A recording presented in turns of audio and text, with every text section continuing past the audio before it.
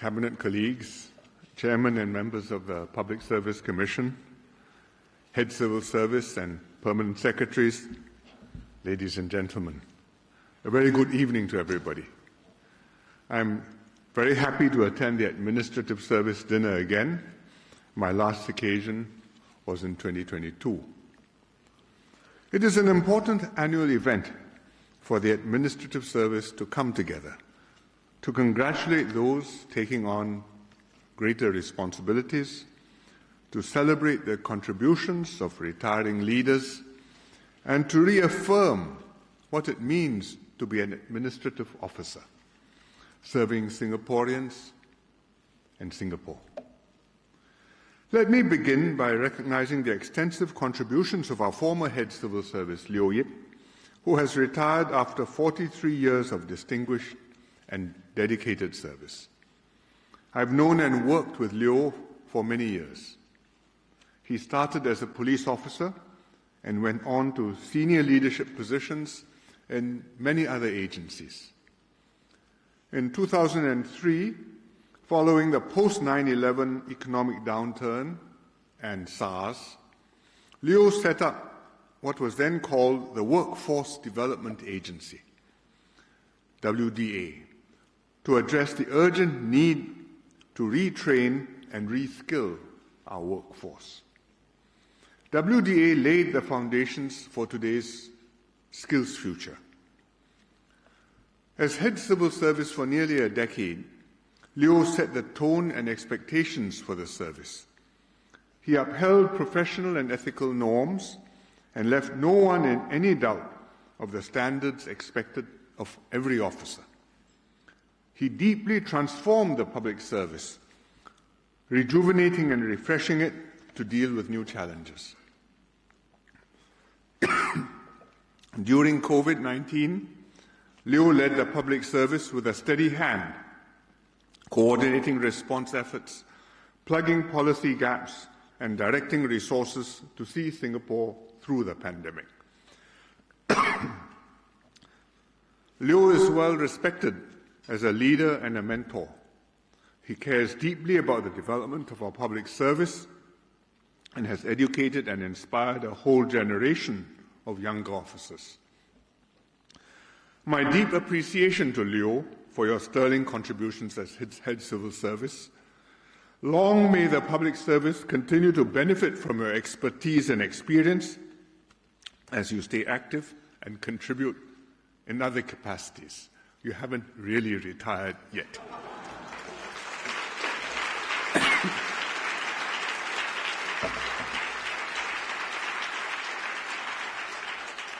Let me also recognize two more retiring Perm-Secs, Chee Khern and Keong. Chee Khern retired in December after 41 years of service. After serving as a Chief of Air Force, Chee Khern took on many other leadership roles.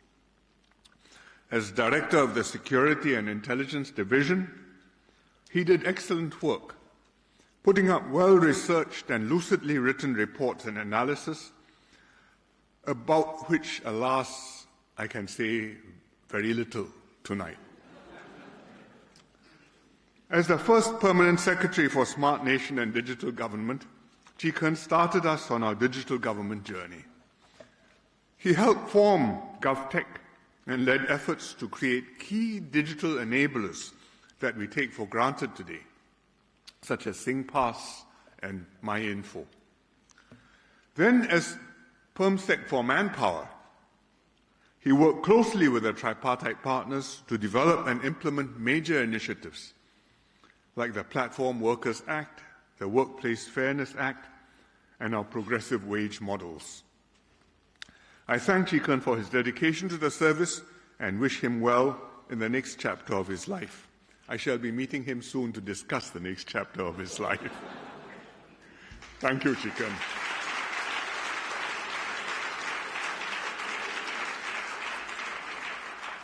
I would also like to thank Keong, who will be retiring in June after 35 years of service. He's a bit on tenterhooks this evening because he's not sure it will be approved. Amongst his many posts, Keong served as Director of the Internal Security Department, Permanent Secretary for Law, PS for Transport, and finally PS for Home Affairs. His grounded yet visionary leadership has transformed how we safeguard our national security and protect Singaporeans from harm. He oversaw innovative legislation to deal with foreign interference and maintain racial and religious harmony. He helped form HTX, the Home Team Science and Tech Agency, and pushed for the adoption of technology and new operational concepts at the front lines. As chairman of the Homefront Crisis Executive Group, HCEG, Keong played an instrumental role during COVID-19. He coordinated and mobilized multiple public and private agencies, orchestrating a whole-of-Singapore response to the crisis. He was a pillar of support to the multi-ministry task force. Even during this current Iran war, Keong is leading the HCEG to support the Homefront Crisis Ministerial Committee, coordinating our national response. Once again, thank you to Leo, Chee, Khern, and Keong for all your contributions over the years. Thank you very much.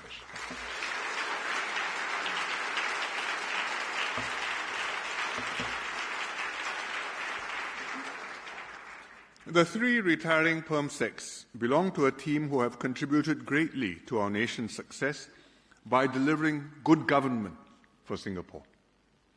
This depends on having good political leadership and a good civil service, with both working closely towards this shared goal.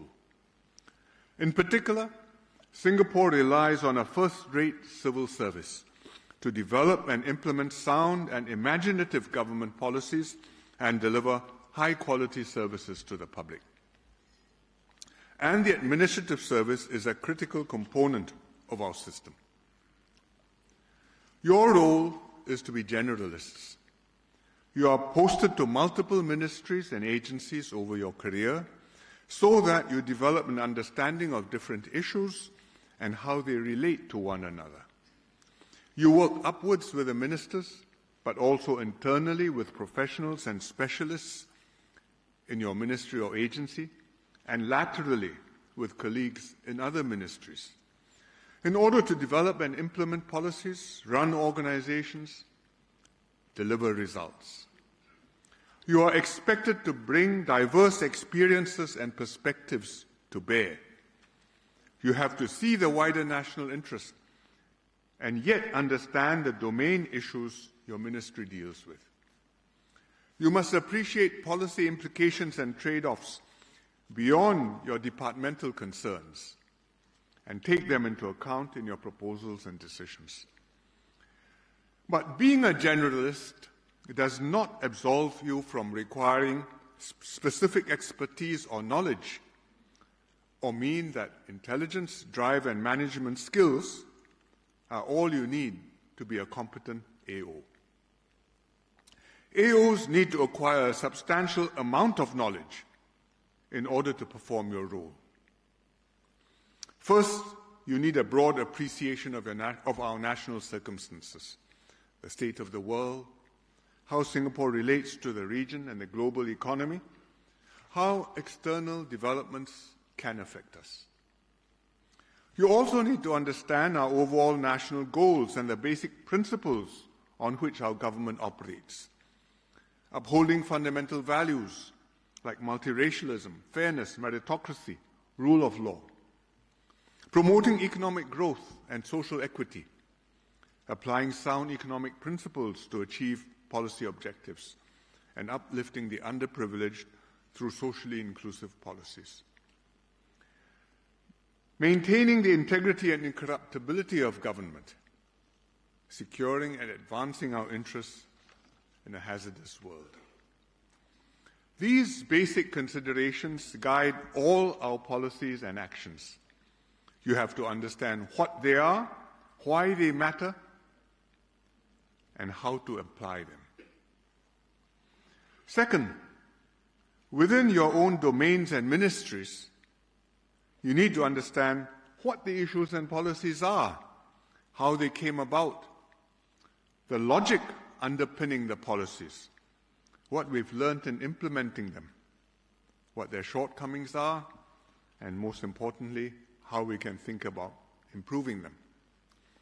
We are no longer in year zero of nation building, discovering problems and inventing solutions from scratch. It has been 60 years of patient work, trial and error, thinking and rethinking, improvement and progress. In each domain, our policies embody much hard-won experience and insight. For example, in land transport, how to develop and fund a comprehensive public transport network, and how to price and allocate scarce road space. In healthcare, how to structure and regulate the healthcare system, and how to fit in private sector doctors and hospitals. In foreign policy, how to manage relations with neighbors and partners and cultivate friendly ties while defending our national interests. AOs joining the service or new to the ministry need to become familiar with and master this know-how in order to make an intelligent contribution. I'm not suggesting that we should treat current policies as immutable gospel truths to be enshrined and worshipped. Far from it. We must constantly review and rethink them, update them as circumstances change, and even from time to time, break the mould and start afresh. But before you do any of that, please master them. The civil service will help you to do this through induction programs and courses such as SMP and LAP. But most of all, you must be willing to put in the work, to study and thoroughly understand the issues while on the job.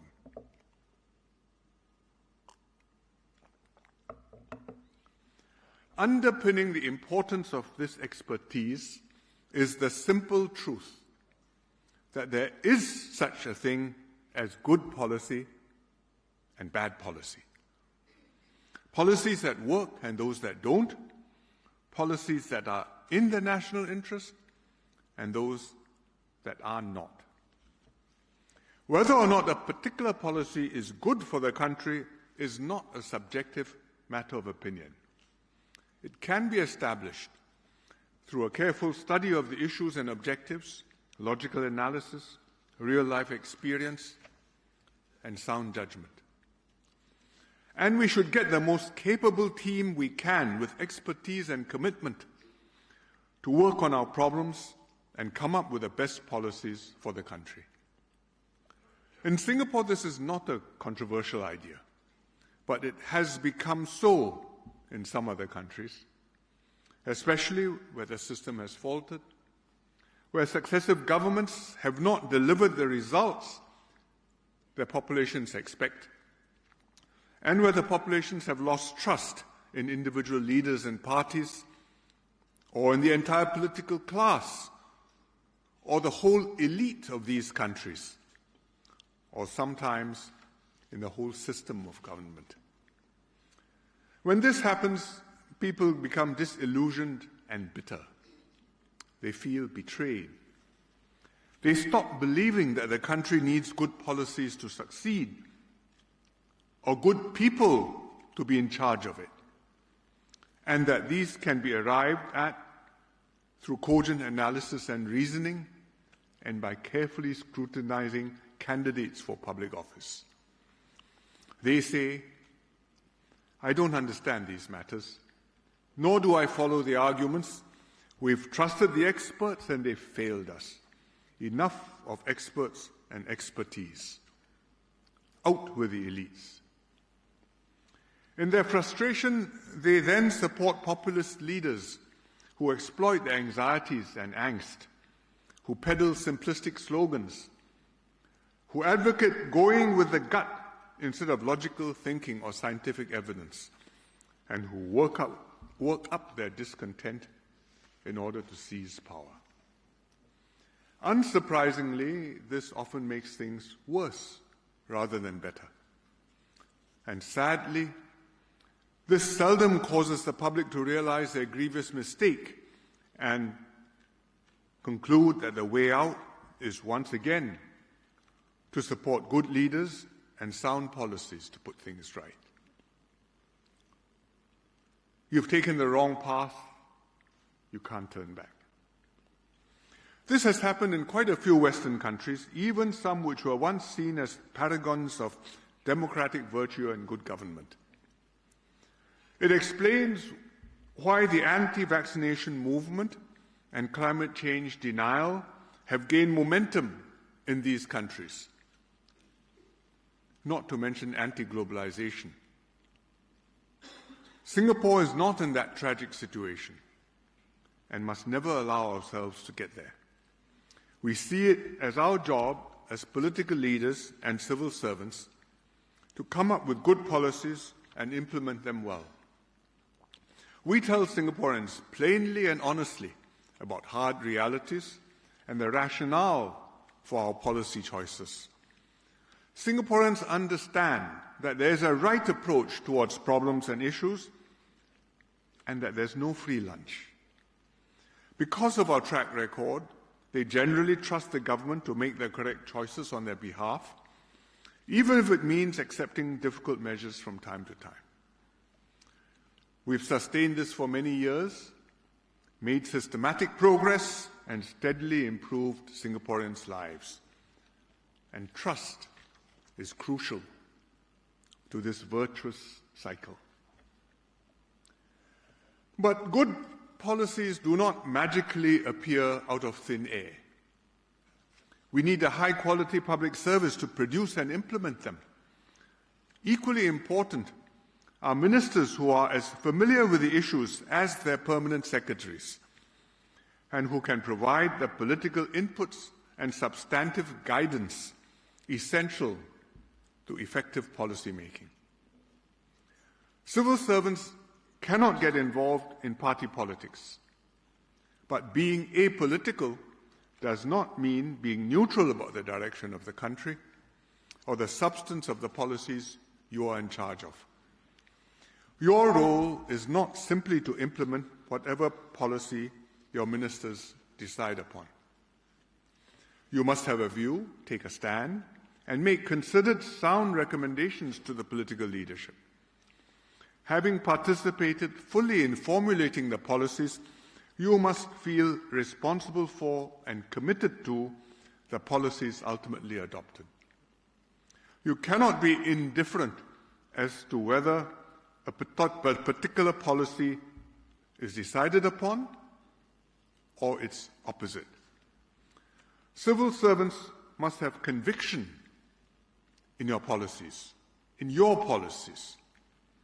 contrary to the impression you may have formed from watching Yes, Minister. This depends on your relationship with the ministers and requires a stability of policy and consistency of national direction. You can't do this if ministers come and go or policies chop and change. Fortunately, Singapore has maintained this stability and consistency over the past 60 years. This has enabled our civil servants to develop a close yet proper relationship with the political leaders. And this is a crucial reason we've had an effective team able to produce good policies and deliver good government for Singapore all these years.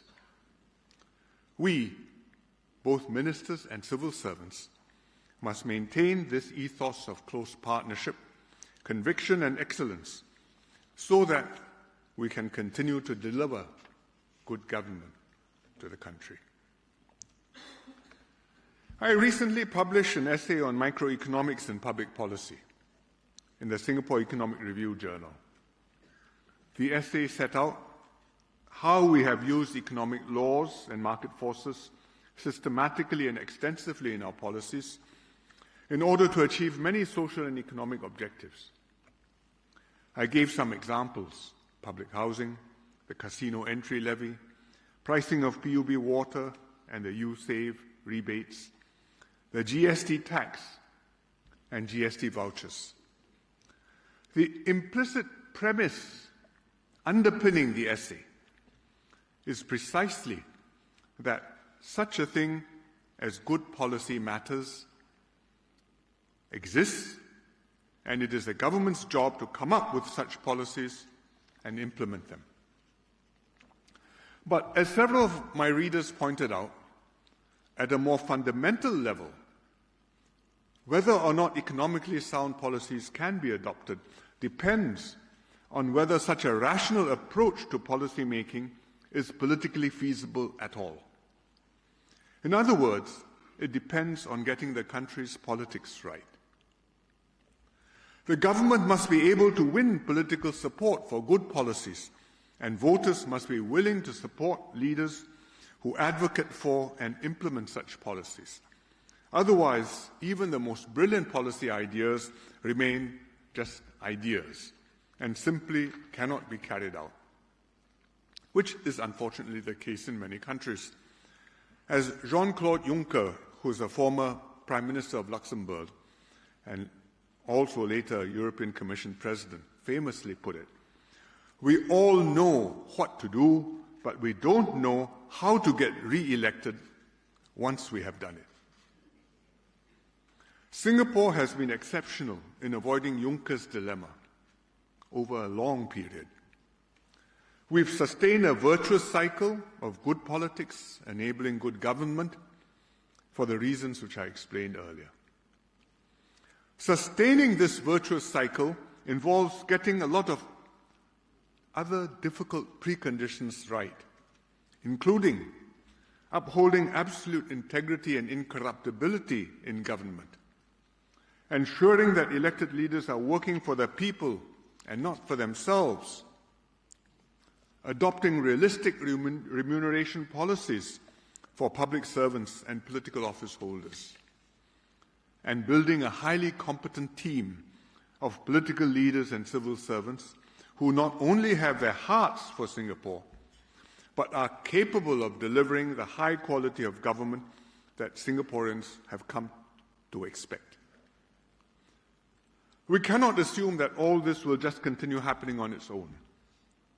We have to work very hard to keep it going. There is yet another factor which has enabled Singapore to work in this exceptional way, but which is not within our control, and that is a favorable external environment. For 60 years, we've benefited from a generally stable, rules-based international order, anchored and championed by the United States. Peace and stability prevailed in most parts of the world, including the Asia-Pacific region. New economies and markets opened up to international trade and investment, particularly China. A multilateral trading system created a level playing field for economies big and small.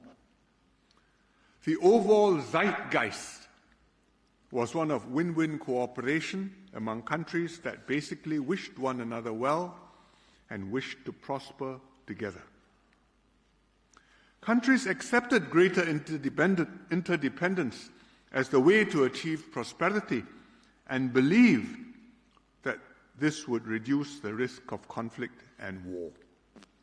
It was an exceptionally stable and peaceful period of world history. Singapore made the most of these favorable conditions to grow and progress year after year, far beyond our own expectations.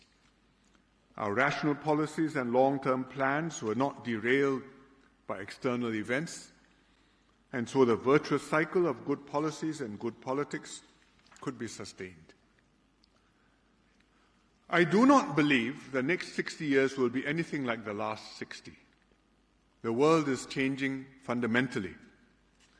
The international system is under tremendous strain. It's increasingly shaped by great power rivalry and roiled by the unilateral and unexpected actions of some major countries. Major countries which once promoted and upheld the rules-based global order are now wielding their power overtly and directly to seize immediate gains for themselves in win-lose fights. Countries are weaponizing dominant positions in particular industries or in critical minerals or materials to gain leverage over opponents or to hold rivals back. All countries are having to invest more in security and defense and prioritize national security and resilience over economic efficiency and growth. All these mean less cooperation on trade and investments and less prosperity and human welfare all round. The world has become less orderly and secure and more chaotic and unpredictable. War and conflict are now more likely. Life has become much more dangerous for a small country like Singapore. It will be much harder for the government to deliver prosperity and progress for Singaporeans in this challenging, changed environment. There's a greater risk that the virtuous cycle will falter. We need to work much harder to keep it going and keep Singapore exceptional. But that we must absolutely do. We must draw on the resourcefulness and capabilities of the political leaders and the civil service to come up with solutions to the challenges and difficulties ahead, if not to solve them, at least to manage them. We must make the most of the energies and ideas of the population to transform and upgrade Singapore, not just top-down and centrally, but also bottom-up and across the board. And we must strengthen the trust that Singaporeans have in each other, in their leaders, in their government, and in the Singapore system. We must reinforce our social cohesion to tackle difficulties as one united people. And only thus can we continue to do the right things for Singapore and keep Singapore exceptional, safe and thriving for many years to come. And the administrative service must play your part and rise to this challenge. Thank you very much.